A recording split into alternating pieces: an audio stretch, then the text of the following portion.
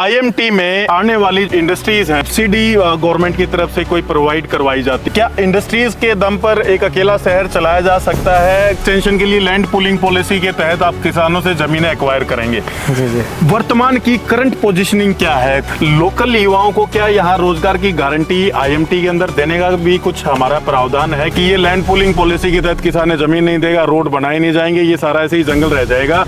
और मैं ये स्पष्ट कर देना चाहता हूं कि जब तक हमारे किसान सहमत नहीं होंगे, सरकार किसी भी किसान की 1 इंच जमीन एक्वायर नहीं करेगी। कच्ची कॉलोनियों को यहाँ पर बसाने का बहुत बड़े स्तर पर प्रयास किया जा रहा है। हुडा और एसएमडी का खरखोदा को लेकर क्या प्लान? यहाँ पर क्या कोई यूनिवर्सिटी प्लान है? क्या कुछ स्किल डेवलपमेंट सेंटर खरखोदा के अंदर आपने प्लान किए हैं जिससे युवाओं को ट्रेनिंग दी जा सके? विनोद प्रधान जी, इंडस्ट्रीज के साथ ना प्रदूषण बहुत बड़ी मात्रा में आता है। ये जो प्रदूषण होगा इसे कैसे कंट्रोल करेंगे? पानी अगर कहीं पर खराब होगा तो उसके लिए क्या? रोड का काम देखेंगे तो अभी जंगल ही दिखता है। Residential sector 4, 6, 7, 10, 11A, sector 2A, कोई भी मेजर इंफ्रा रोड का नहीं है। बिजली, पानी, सीवर का मेजर इंफ्रा नहीं है।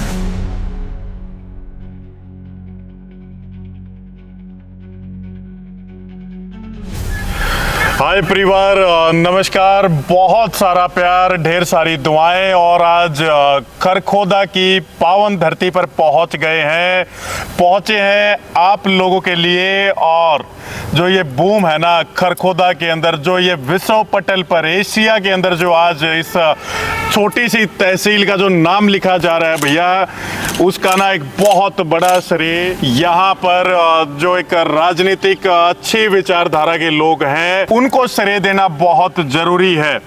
आज रियल एस्टेट की बात करें, इंफ्रास्ट्रक्चर की बात करें, एनसीआर में पैसे के फ्लो की बात करें तो खरखोदा ना आज पीछे नहीं है।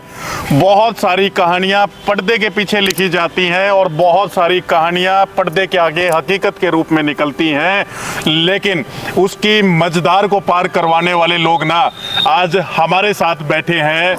इनके इंट्रोडक्शन की जरूरत नहीं है क्योंकि इनके नाम में ही स्वयं आता है पवन खरखोदा जी। माननीय पवन खरखोदा जी जो एमएलए हैं वर्तमान में खरखोदा क्षेत्र से, इनके साथ आज बहुत डिटेलिंग में बात करने वाले हैं। सबसे पहले हम धन्यवाद करना चाहेंगे माननीय विधायक जी का कि हमें मौका दिया इनसे सवाल पूछने का, रूबरू होने का। माननीय विधायक जी बहुत धन्यवाद जो आप लोगों ने हमें मौका दिया है आज इस पावन धरा पर। देखिए, आपका धन्यवाद, आपके सभी दर्शकों का धन्यवाद, और आपसे भी निवेदन है कि आप जो भी दिखाएं अच्छा दिखाएं, सच्चा दिखाएं, जिसको लोग फॉलो करें और उसका अनुसरण करें। बहुत धन्यवाद सर। और एक रिक्वेस्ट है भैया आप सब लोगों से, आपको पता है ना कि टीम द साहिल नेस्ट के प्लेटफॉर्म पर जो मिलता है बहुत ही ब्लंट मिलता है। सीधे सवाल, बेबाकी के साथ सवाल और बेबाकी के साथ जवाब देने वाले हैं ये लोग, तभी तो आए हैं कैमरा के सामने। तो एक एक करके सारी चीज़ों की शुरुआत करेंगे, लेकिन ये जो आज एक प्लेटफॉर्म हम लोग आप लोगों के लिए लेकर के आए ना, इसे राजनीतिक दृष्टिकोण से देखने की जरूरत नहीं है। काफ़ी बार कॉमेंट में ना राजनीति के परिवार के दूसरे परिवार के लोग आकर के गलत कमेंट करते हैं, वो कृपया करके इस प्रकार के कमेंट ना करें। राजनीति को राजनैतिक तौर पर देखें, राज को नैतिक तौर पर जो इंसान लेकर के चल रहा है और उच्च स्तर की नीति के साथ काम करने की जिसकी नीयत है, ऐसे हैं यहाँ के विधायक जी। इनके तारीफ में ये 2 शब्द कहे हैं, लेकिन काम कर रहे हैं तभी कहे हैं भैया। आपको इस चीज़ का अंदाजा कि हम लोग धरातल पर सर्वे करते हैं, उसके बाद आप तक चीज़ें पहुंचाते हैं। सबसे पहले माननीय विधायक जी का सफ़र जानना चाहेंगे, राजनीतिक और सामाजिक सफ़र कैसा है और खरखोदा से जुड़ाव सर का कब से है? देखिए, राजनीति में हमारा परिवार, अगर मैं समाज सेवा की बात करूं तो हमारी 5वीं पीढ़ी आज के दिन समाज सेवा में है। पहले मेरे परदादा जी, फिर मेरे दादाजी, मेरे पिताजी, अब मैं और मेरे बच्चे, और ये समाज सेवा हमारे खून में है। मैं आपको थोड़ा सा पीछे लेके जाना चाहूँगा। 1975-76 की बात है। हमारे यहाँ पे पीपली गांव है मेरे हलके में। वहाँ पे लोग इकट्ठा हो गए। उस समय पे प्रधानमंत्री थी इंदिरा गांधी जी। जी सर। उन्होंने एक काला कानून पास कर दिया और वहाँ पे लगभग 4 से 5 लाख लोग वहाँ पर एकत्रित हो गए और वो दिल्ली कूच करना चाहते थे वहाँ के लोग कि भाई इस कानून को वापस करवाएंगे और ये कानून लोगों के हित में नहीं है, देश के हित में नहीं है। जी। तो लेकिन जो लोग वहाँ पर इकट्ठा हो गए थे, वहाँ पे उनके लिए कोई भोजन प्रसाद की, पानी की कोई सुविधा नहीं थी। लोग तरस रहे थे हर चीज़ के लिए। लेकिन मैं गर्व और गौरव के साथ ये कह सकता हूँ कि मेरे दादाजी अकेले ऐसे व्यक्ति थे जिसने ट्रैक्टर ट्रॉलियों में उस समय पे खाद्य सामग्री जो भी अवेलेबल थी, चाहे रोटी है, सब्जी है, पानी है, बिस्किट है, नमकीन है, मूंगफली, जो भी सामग्री उस समय पे थी, ट्रैक्टर ट्रॉलियों में भर भर के वहाँ से 4 से 5 लाख लोगों की वहाँ पे सेवा करने का 1975-76 में वो काम किया। उसकी सेवा का परिणाम है कि आज मैं, उस समय पे मेरे दादाजी ने कभी नहीं ये सोचा था कि भाई आपका पोता भी राजनीति में आएगा जी। लेकिन जहाँ तक मेरी राजनीति की बात है तो मेरा भी 16 साल का राजनीति का ये अनुभव कैरियर रहा है। मैंने 16 साल पहले एक नारी सम्मान और कन्या भ्रूण हत्या को रोकने के लिए 100 दिन का अभियान चलाया था। मैं हर गांव में, मेरे हल्के के गांव में गया था और मेरी पूरी टीम, उस समय से ये सभी लोग मेरे साथ जुड़े हुए हैं जी। कि भाई वाकई में कि अगर कोई राजनीति के मायने बदलने के लिए कोई परिवार आया है तो वही चौधरी भरत सिंह जी का परिवार है। और लोगों ने हमारा भरपूर साथ दिया। मैंने 3 चुनाव लड़े, 2014 में निर्दलीय लड़ा, थोड़ी वोटों से हार गया। 2019 का फिर चुनाव लड़ा, 1233 वोटों से हारा। अब 2024 के चुनाव में पूरे हरियाणा में सबसे पहले आपका सीट का रिजल्ट आया और तीसरी बार हमारी भारतीय जनता पार्टी की जो सरकार बनी है उसमें खरखोदा के लोगों की अग्रणी भूमिका है। और इस सीट को लोग ये कहते थे कि इस सीट पे कभी कमल का फूल खिल ही नहीं सकता, लेकिन लोगों के आशीर्वाद से, इनके संघर्ष से, हमारे परिवार की सपोर्ट से, जो लोगों ने मेरे परिवार का साथ दिया, पूरे हरियाणा में 8 अक्टूबर 2024 को सबसे पहले विजय श्री का आशीर्वाद खरखोदा की धरती से कमल के फूल में के रूप में खरखोदा के लोगों ने देने का काम किया। जी। तो सर ने ना एक बहुत गजब की बात बताई कि सन 1975 से इस क्षेत्र की सेवा में इनका परिवार जुड़ा हुआ है भैया। मतलब आप समझ सकते हैं कि धरातल पर जो चीज़ें होती हैं और जो ऊपरी सतह पर चीज़ें दिखाई देती हैं, एक एक चीज़ से ये वाकिफ़ हैं।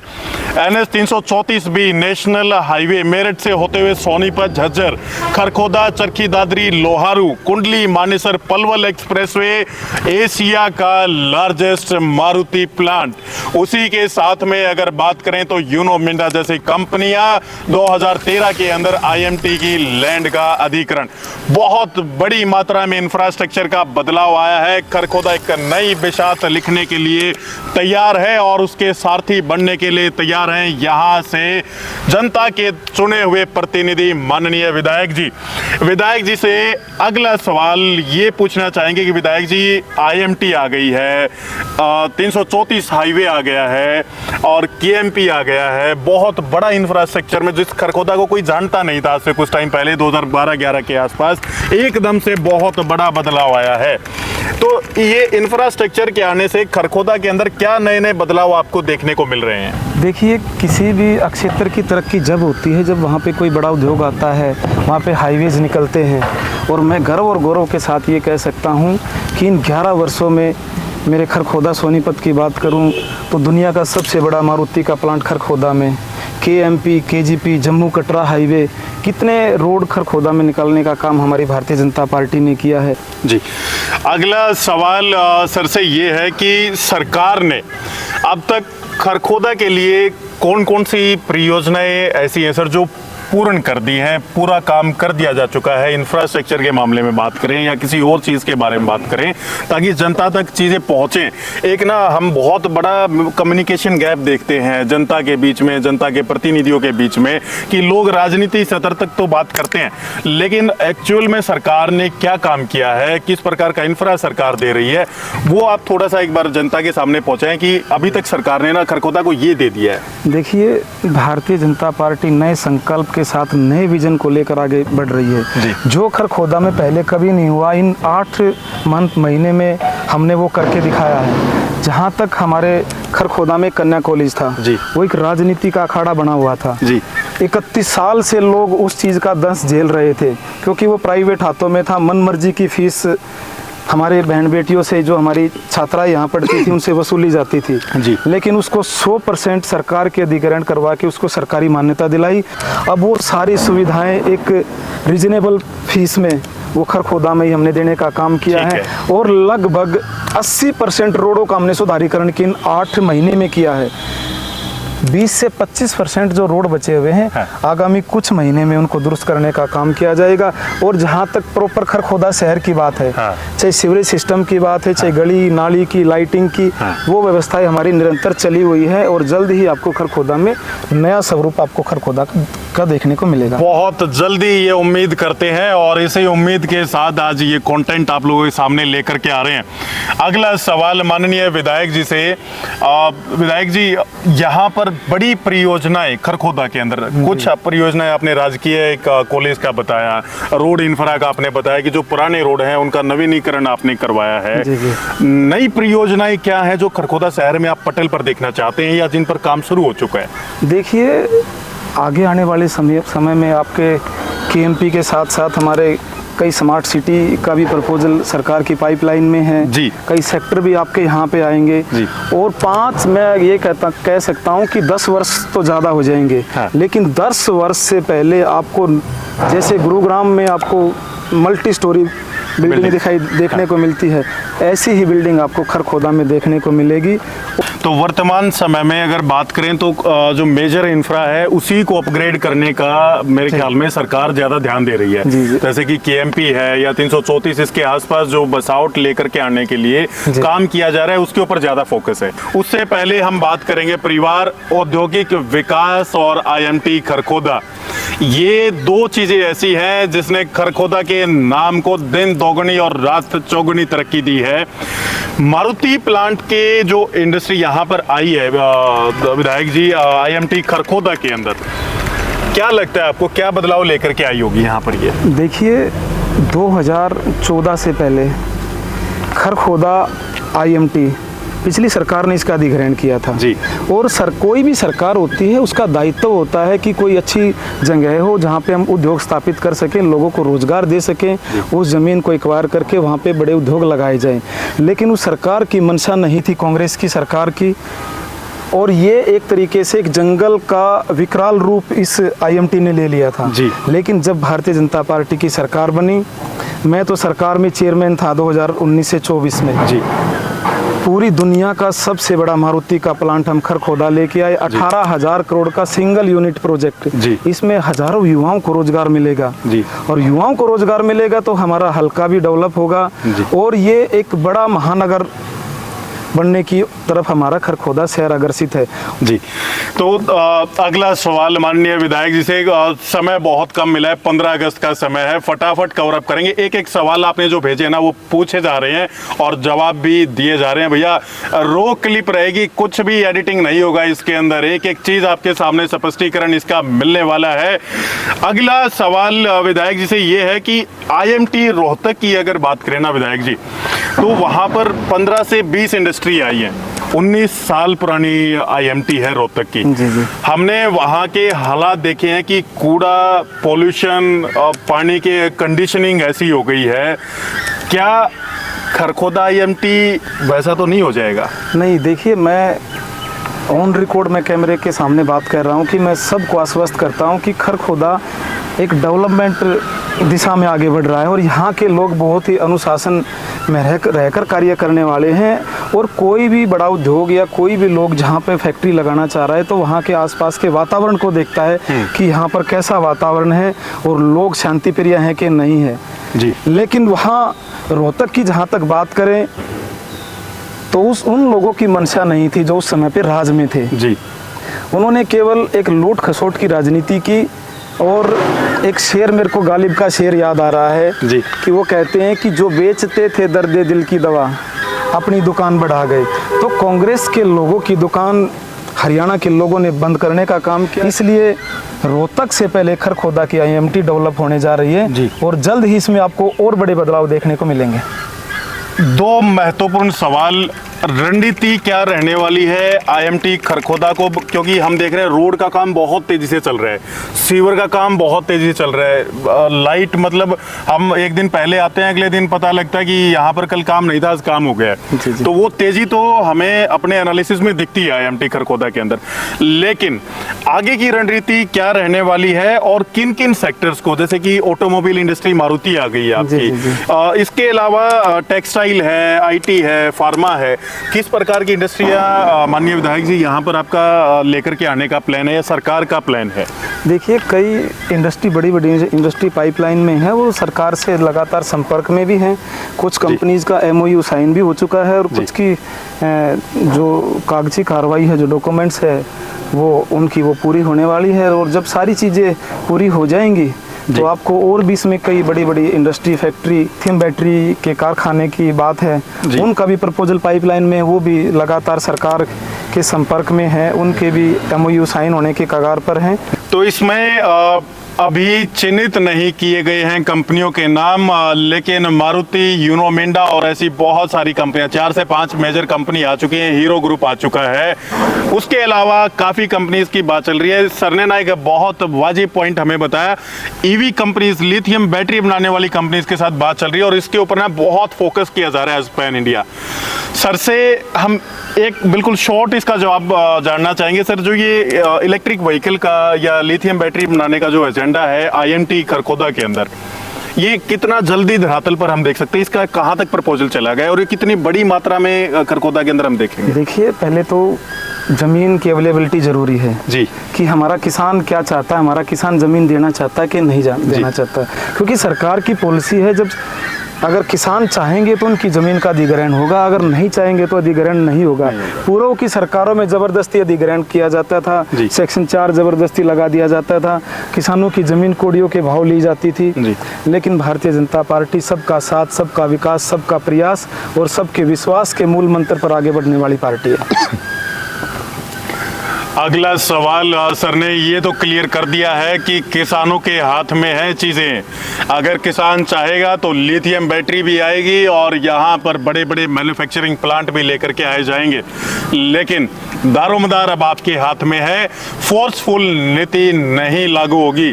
हाँ, इसके कुछ ड्रॉबैक्स भी हैं, वो कभी लेटर ऑन स्टेज पर हम लोग डिस्कशन करेंगे। अब बात करते हैं IMT में आने वाली जो इंडस्ट्रीज हैं माननीय विधायक जी, उनका आप लोग कोई सब्सिडी गवर्नमेंट की तरफ से कोई प्रोवाइड करवाई जाती है, कोई इंसेंटिव प्रोवाइड करवाए जाते हैं ताकि वो लोग यहाँ पर आकर के अपना प्लांट सेटअप करें या आकर के आराम से अपना काम सहूलियत के साथ शुरू कर सके? कोई ऐसी नीति भी इंडस्ट्रीज के लिए हमारी IMT खरखोदा के अंदर है? देखिए, माननीय मंत्री जी से हमारी 2-3 बैठकें पहले हुई हैं जी, और मैं एक जानकारी ज़रूर देना चाहूँगा कि जो SC-BC हमारी कैटेगरी के लोग हैं जी, तो हमारा एक सपना है कि वो भी इंडस्ट्री में आए, उद्योग लगाएं जी। तो सरकार का एक प्रपोजल है पाइपलाइन में कि उनको भी कुछ न कुछ सब्सिडी दी जाए ताकि वो भी अपनी जीविका चला सकें और एक पैरेलल एक खड़ा हो सके कि हाँ भाई, इस समाज के लोगों को भी ध्यान सरकार ने किया है। स्पेशल इंसेंटिव्स स्पेशल लोगों के लिए बहुत ही जल्दी सरकार प्लान कर रही है, लेकिन ओवरऑल जनरल पब्लिक के लिए अभी कोई ऐसी चीज़ प्लान नहीं है। ये इंसेंटिव्स और सब्सिडीज जो होती है ना भैया, ये वहाँ पर आपको ज़्यादा देखने को मिलेंगी जहाँ सरकारें काम नहीं करती हैं। जहाँ सरकार ने काम किया, जहाँ इंफ्रास्ट्रक्चर दिया, सिक्योरिटी दी, वहाँ पर इन सब चीज़ों की ज़रूरत नहीं होती है। आप लोग आएंगे ना खरखोदा IMT के अंदर, हम तो पहले दिन से बोल रहे हैं ये जितनी इन्वेस्टर लॉबी है ये एग्जिट करे, एंड यूजर को आने दे ताकि यहाँ पर भी ग्रोथ हम लोगों को देखने को मिले। माननीय विधायक जी, एक सवाल, बड़ा महत्वपूर्ण सवाल, कि क्या इंडस्ट्रीज के दम पर एक अकेला शहर चलाया जा सकता है? काफ़ी सारे लोगों ने ये सवाल हमसे पूछा। वो कह रहे हैं कि साहिल, IT सेक्टर को भी लेकर के इंफॉर्मेशन टेक्नोलॉजी, लाइक जैसे गुड़गांव की बात करें तो आसपास पहले इंडस्ट्रियल हब बनाया गया, उसी के साथ में फिर IT की कंपनीज वहाँ आई। तो क्या खरखोदा के आसपास या खरखोदा के अंदर इस तरीके का कोई भविष्य को लेकर के प्लान है? देखिए, एक अंग्रेजी में कहावत है, slow studies win the race जी, यानी कि सहज पके सो मीठा होए जी। तो गुरुग्राम में मारुति और हीरो होंडा आने के बाद गुरुग्राम बना है जी। और मैं ये कह सकता हूँ कि आज मारुति आई है, मारुति के साथ उनके कई छोटे छोटे सहयोगी होते हैं, वेंडर होते हैं जो उनके स्पेयर पार्ट बनाते हैं जी। और अब जो हमारा विधानसभा का पिछला सेशन था जी, उसमें हमने लगभग 9 से 10 IMT का हमारी सरकार का प्रपोजल था, लेकिन उसको भी बढ़ाकर हम 14 IMTs का बनाने का प्रपोजल सरकार ने दिया है जी। IMT फेज 2 बहुत दिल दहलाने वाला क्वेश्चन हो सकता है कुछ लोगों के लिए, लेकिन माननीय विधायक जी से ये भी पूछना चाहेंगे कि IMT का फेज 2 का जो एक्सटेंशन है जी 3200 एकड़ के आसपास, तो फेज 1 आ गया है। आगे की तरफ एक्सटेंशन के लिए लैंड पूलिंग पॉलिसी के तहत आप किसानों से जमीनें एक्वायर करेंगे। जी जी। वर्तमान की करंट पोजीशनिंग क्या है, कहाँ तक काम पहुँचा है सर उसका? देखिए, सरकार प्रतिबद्ध है हर काम के लिए जी और किसान हमारे अन्नदाता हैं। जी। तो सरकार एक ऐसी पॉलिसी बना रही है कि हमारे किसान भी कोई परेशानी ना आए जी। और लिथियम बैटरी का कारखाना या कोई अन्य कोई प्लांट, उसको भी हम सुचारू रूप से हम कैसे यहाँ पर व्यवस्था बना सकते हैं। जी। और जल्द ही मेरे ख्याल से काफ़ी फेज़ 2 का जल्द ही विस्तारीकरण होगा और एक फिजिबिलिटी भी चेक करवाई जा रही है। जी। और सारी चीज़ें पाइपलाइन में हैं, जल्द ही आपके सामने सारी चीज़ों का खुलासा होगा, क्योंकि जब तक ऊपर से कोई चीज़ें क्लियर नहीं होती तो मैं ऑन रिकॉर्ड कैमरे के सामने नहीं कर वो चीज़ें मैं बोल नहीं सकता। ठीक है। यहाँ के काफ़ी युवा साथी भी हम लोगों से जुड़े हुए हैं और उन्होंने एक सवाल पूछा है माननीय विधायक जी से कि साहिल ये जरूर पूछना। सवाल ये है विधायक जी कि लोकल युवाओं को क्या यहाँ रोजगार की गारंटी आईएमटी के अंदर देने का भी कुछ हमारा प्रावधान है कि उन लोगों को रोजगार मिले जिनकी ज़मीनें चली गई हैं, या हम उनकी कुछ मदद कर सकें? देखिए, जब विधानसभा का सेशन चला था तो मैंने पुरजोर इस तरीके की मांग उठाई थी जी कि कम से कम यहाँ 5 से 10% हमारे युवाओं को रोज़गार दिया जाए। जो किसी ने ITI की हुई है, किसी ने किसी तरीके का कोई कोर्स किया हुआ है, कोई इलेक्ट्रीशियन का, कोई और किसी तरीके का, तो उनको इसमें ज़रूर एडजस्ट किया जाए। और माननीय मुख्यमंत्री जी से भी इस विषय पे मेरी लगातार चर्चा हो रही है और जल्द ही आपको इसमें हमारे लोकल स्तर पर हमारे युवाओं को रोज़गार देने की प्रक्रिया इसमें अमल में लेके आई जाएगी, क्योंकि प्रधानमंत्री जी इसका विधिवत रूप से उद्घाटन करके जाएंगे और तब ही ये सारी चीज़ें आगे बढ़ेंगी। दिल खुश कर दिया है आखिरी शब्द ने कि प्रधानमंत्री जी आएंगे और बहुत लोग इंतजार कर रहे हैं और पूरी इन्वेस्टर लोग भी इंतजार कर रही है कि कब आए प्रधानमंत्री जी और हमारा कब 2 पैसे का और मुनाफा हो। कुछ अभी प्लान है विधायक जी प्रधानमंत्री जी का यहाँ पर जल्दी आने का, या उसमें समय लग सकता है चीज में? नहीं, 1-2 महीना भी इसमें लगेगा जी। मैं तो एक ही चीज कह सकता हूँ कि जब से हरियाणा बना है, आप 90 की 90 विधानसभाओं में नजर मार के देख लीजिए कि 18,000 करोड़ का एक सिंगल यूनिट प्रोजेक्ट किसी भी विधानसभा में आया हो तो आप बता दीजिए खरखोदा ही एकमात्र जगह। सहमत है आपसे। अब ये ना सवाल काफी महत्वपूर्ण है, जो ये लैंड पूलिंग पॉलिसी है ना, ये लैंड पूलिंग पॉलिसी क्या करती है, किसानों को एक आज़ादी भी दे देती है और कहीं ना कहीं सरकार के हाथ भी बांधने का काम करती है। थोड़ा सा टेढ़ा सवाल है, माननीय विधायक जी से भी चाहेंगे कि इसका रिस्पॉन्स हमें जरूर दें कि ये जो लैंड पूलिंग पॉलिसी है सर, इसके तहत जैसे हुडा सेक्टर्स के रोड है, ये सवाल ना बहुत लोगों ने हमसे पूछा कि हुडा सेक्टर के रोड हैं, बाईपास जितने निकलने हैं खरखोदा के अंदर, वो लैंड पूलिंग पॉलिसी के तहत ही आप लोग एक्वायरमेंट करेंगे जमीनों का। IMT का एक्सटेंशन होना है फेज 2 का, वो लैंड पूलिंग पॉलिसी के तहत। अब देख रहे हैं मार्केट में ना काफी विरोधी आवाजें उठ रही हैं कि ये लैंड पूलिंग पॉलिसी के तहत किसान जमीन नहीं देगा, रोड बनाए नहीं जाएंगे, ये सारा ऐसे ही जंगल रह जाएगा। ये कैसे सुनिश्चित करेंगे आप लोग कि ये जो सेक्टर 4 है, 6 है, 7 है, IMT के साथ में लगता हुआ रेजिडेंशियल सेक्टर, यहाँ पर जल्दी से जल्दी वो रोड कैसे हम लोग जनता तक उपलब्ध करवाने की कोशिश करेंगे, उसके लिए क्या प्लान है? देखिए, एक तो आदमी की नीति और नीयत होनी चाहिए किसी कार्य को करने की, और हमारी सरकार की मंशा है कि हम सब के काम आए, चाहे इंफ्रास्ट्रक्चर की बात हो, चाहे और किसी डेवलपमेंट की बात हो। तो जहाँ तक लैंड पूलिंग पॉलिसी का बात है तो वो सारी चीज़ें बैठ कर के तय होती हैं जी। जब टेबल पे बैठ कर के कोई बातचीत होगी तो उसका हल भी निकलेगा जी। और मैं ये स्पष्ट कर देना चाहता हूँ कि जब तक हमारे किसान सहमत नहीं होंगे, सरकार किसी भी किसान की 1 इंच ज़मीन एक्वायर नहीं करेगी जी। तो भैया सर ने ना निचोड़ दे दिया, बहुत सारे सवाल उठाए जा रहे थे कि ये हो जाएगा वो हो जाएगा, एक ही लाइन के अंदर कंप्लीट निचोड़ दे दिया कि किसान के हक में ही आवाज उठाएंगे, किसान के खिलाफ होकर के ये कोई एक्शन नहीं लेने वाले हैं। इस सवाल के जवाब से आप लोग अपने एक सवाल का जवाब हमें लगता है कि आप लोगों को मिल गया होगा। इससे अगला सवाल सर, देखिए खरखोदा ना आज एक विशव पटेल पर, जैसे आपने बताया कि विशव पटेल पर नाम चल रहा है, लेकिन विशव पटेल पर जब लेकर के इस चीज को जा रहे हैं तो काफी सारी ना यहाँ पर ऐसे लोगों की भी नजरें चली गई हैं जो इसे एक धंधे के तौर पर देखने लगे। कच्ची कॉलोनियों को यहाँ पर बसाने का बहुत बड़े स्तर पर प्रयास किया जा रहा है। अब वो कच्ची कॉलोनियों को अगर हमने अंकुश नहीं लगाया तो कहीं ना कहीं ये प्लान डेवलपमेंट खराब हो जाएगी। कच्ची कॉलोनियों के लिए सर आपकी सरकार और आप लोग किस तरीके से एक्शन ले रहे हैं? देखिए, मैं आपके चैनल के माध्यम से भी सभी लोगों से प्रार्थना करूंगा, क्योंकि आप पूरे अपनी जीवन की कमाई लगा करके कोई प्लॉट लेते हैं जी, और वो आप प्लॉट ऐसी जगह पे लो जो जहाँ पे अच्छी लोकेशन हो, ठीक जगह हो, पक्की कॉलोनी हो। जी। कच्ची कॉलोनी में कोई जगह नहीं ले, और जहाँ तक कोई कच्ची कॉलोनी कोई डीलर करने का काम करता है तो सरकार समय समय पर उसको गिराने का भी काम करती है, और बार बार लोगों से आग्रह भी करती है, अनुरोध भी करती है कि आप पक्की कॉलोनी में ही कोई प्लाट लें। जी। जैसे अपनी दीनदयाल योजना है और अन्य कई योजनाएं हैं, उनके अंतर्गत या सरकार कोई कार्य कर रही है तो आप उसमें अच्छी जगह पे आप प्लॉट लें, कच्ची कॉलोनी में प्लॉट ना लें। मेरी ये सबसे निवेदन भी है। तो इस पर कोई कानूनी कार्रवाई का भी प्रावधान है विधायक जी की जो कच्ची कॉलोनियां या तो प्लॉटिंग कर दी जा चुकी है या भविष्य में जमीनें ली हुई हैं करने का प्लान है? सख्त कार्रवाई जब तक नहीं होती है तब तक जनता नहीं मानती है, रिक्वेस्ट तो लोग बहुत करते हैं, तो उसका भी कुछ प्रावधान है? नहीं, देखिए, सरकार की तरफ से सीधा निर्देश है जी कि कच्ची कॉलोनियों को किसी भी सूरत में आगे नहीं बढ़ाया जाएगा जी, और बार बार इन कच्ची कॉलोनियों पर प्रशासन की तरफ से, सरकार की तरफ से कार्रवाई की जाती है। जी। परिवार ये वो व्यक्ति है खरखोदा से जिसे जनता ने चुन करके भेजा है, और जब ये कोई चीज़ कह रहे हैं ना तो उसे अपने कानों में जरूर डालें। जो कच्ची कॉलोनी में जाने वाले लोग हैं ना, आज नहीं तो कल पछतावा होगा भैया, और ये बसाई नहीं जाएंगी यहाँ पर। एक महत्वपूर्ण सवाल और विधायक जी से, ये हुड्डा और एसएमडीए दो बहुत महत्वपूर्ण संस्थाएं हैं जो डेवलपमेंट करती हैं सर किसी भी क्षेत्र का। जी जी।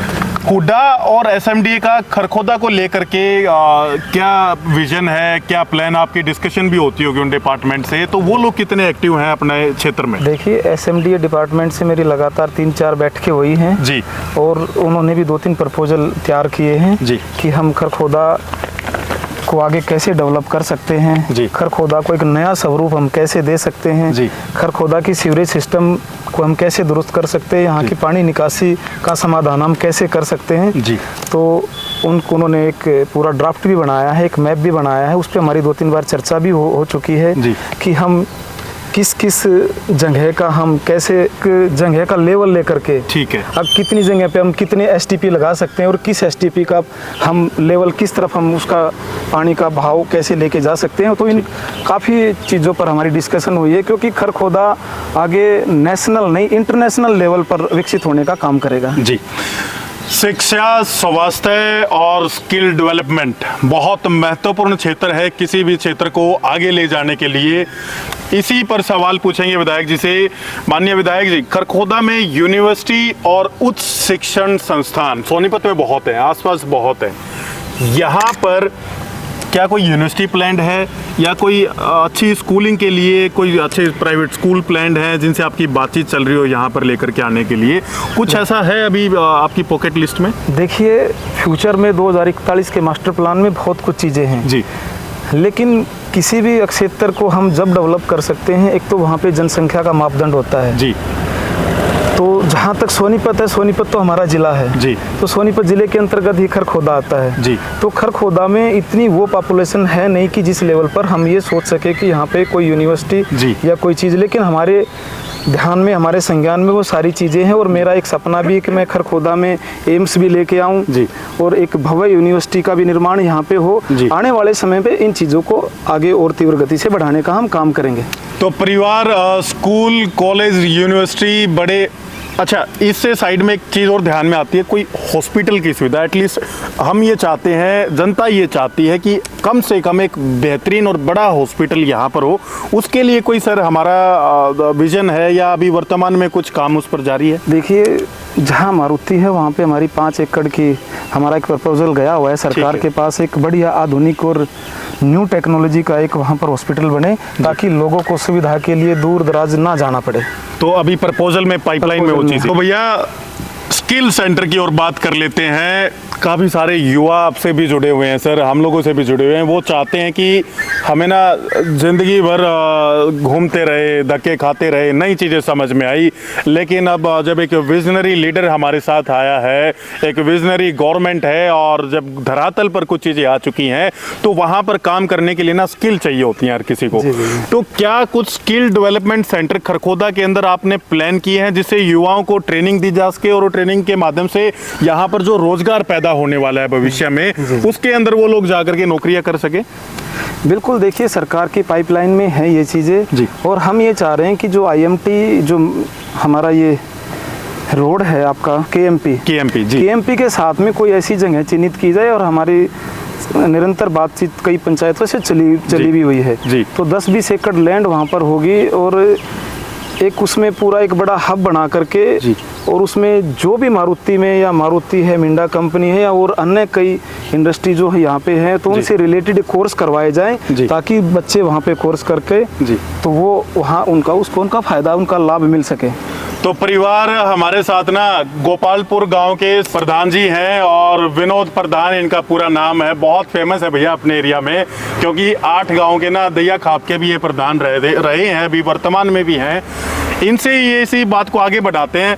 विनोद प्रधान जी, हम आपसे सर ये पूछना चाहेंगे कि जैसे माननीय विधायक जी ने कहा कि ज़मीन के लिए हम बात कर रहे हैं, तो पंचायती तौर पर आप लोगों के पास ज़्यादा ये आदान प्रदान रहता होगा चीज़ों का, तो क्या आप लोग स्किल डेवलपमेंट सेंटर्स या इस तरीके की चीज़ों के लिए, सामाजिक स्तर की चीज़ों के लिए अपनी ज़मीनें देने के लिए आपने भी कुछ मुहिम वगैरह यहाँ पर देखी है, या क्या रिस्पॉन्स आपको लगता है जनता से मिलेगा?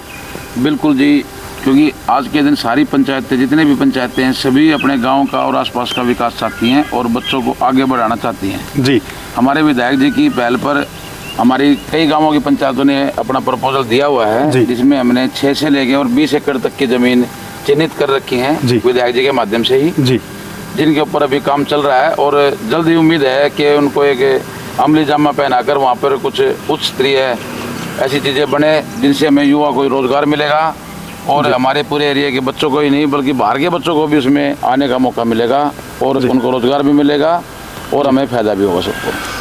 प्रधान जी से ना एक और अगला सवाल पूछ लेते हैं। प्रधान जी, आपने ज़मीनें तो बहुत खुश होकर के आपने IMT में दी, रोज़गार आएगा, सारी चीज़ें होंगी।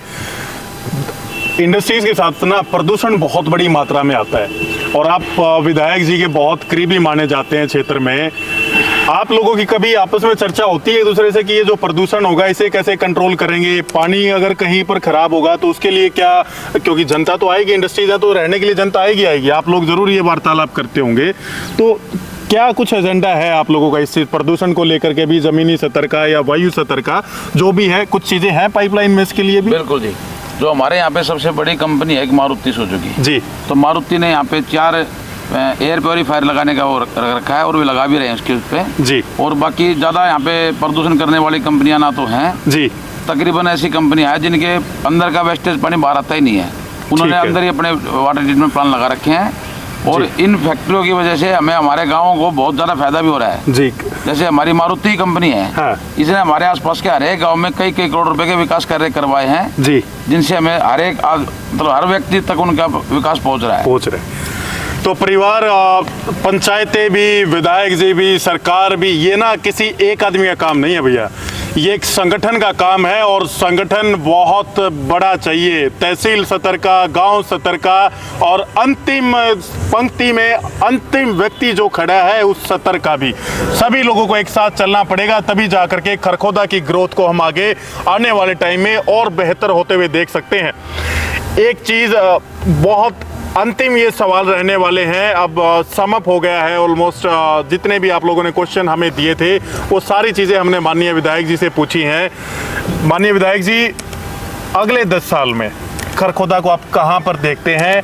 आज जिस पोजीशन में आज ना ये डेवलपिंग स्टेज पर है, फैक्ट्रीज आ रही हैं, इंडस्ट्रीज आ रही हैं, रोड का काम देखेंगे तो अभी जंगल ही दिखता है, residential sector 4, 6, 7, 10, 11A, sector 2A, कोई भी मेजर इंफ्रा रोड का नहीं है, बिजली, पानी, सीवर का मेजर इंफ्रा नहीं है।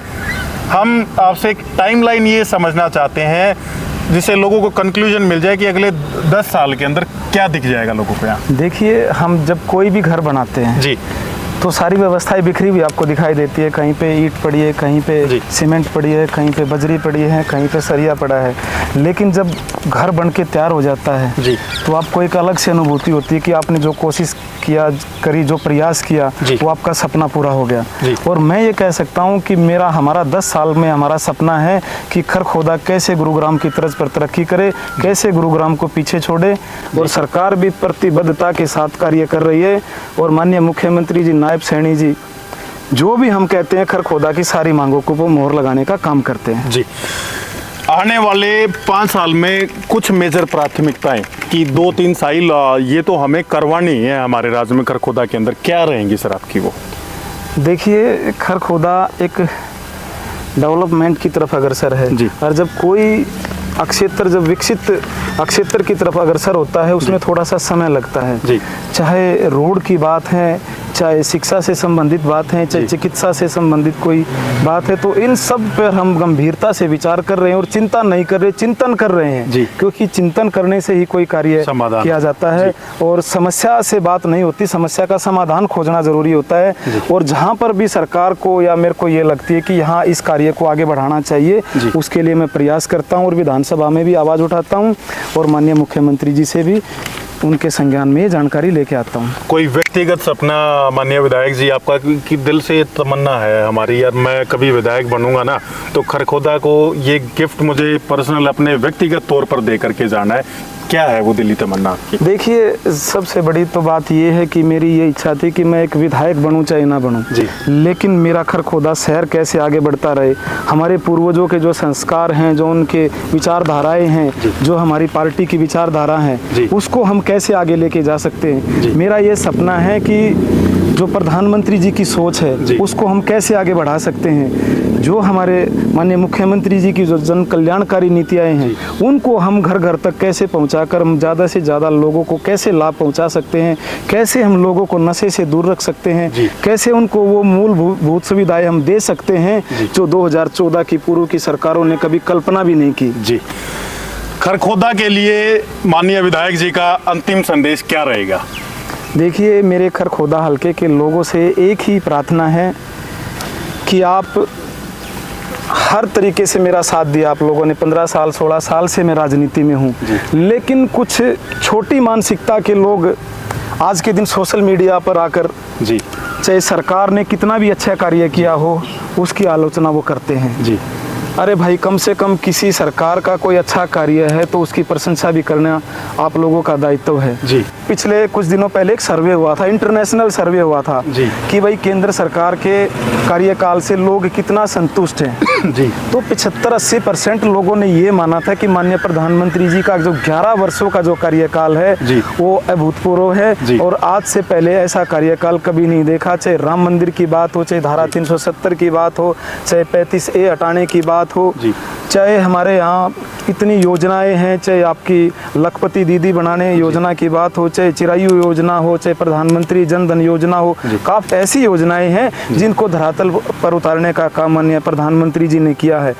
तो आज लोगों में एक उम्मीद है कि अगर कोई सरकार कोई सपने गरीबों के पूरे कर सकती है तो वो भारतीय जनता पार्टी की सरकार है। और मैं लोगों से यही उम्मीद करूँगा, आप लोगों से यही प्रार्थना करूँगा कि सरकार पर भरोसा बनाए रखो और जब तक भारतीय जनता पार्टी का सपना, प्रधानमंत्री जी का सपना, विकसित भारत का सपना पूरा नहीं होता, तब तक बार बार भाजपा, हर बार भाजपा, हमारा ये नारा मूल मंत्र आगे बढ़ता रहना चाहिए। तो परिवार बहुत समय दिया माननीय विधायक जी ने, इनके साथियों ने एक एक सवाल हमने इनसे पूछा है, एक एक सवाल की बिल्कुल तली हमने निकालने की कोशिश करी है और हर चीज़ का जवाब आप लोगों को मिला है।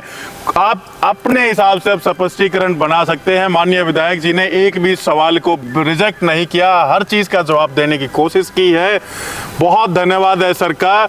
और खरखोदा की उन्नति और तरक्की के लिए अब हम आप लोगों पर आपका डिसीजन छोड़ते हैं कि आपको ये कैसा लगा पॉडकास्ट। मिलते हैं आप लोगों से बहुत ही जल्दी एक नए और अगले पॉडकास्ट में। तब तक के लिए नमस्कार, धन्यवाद, जय हिंद।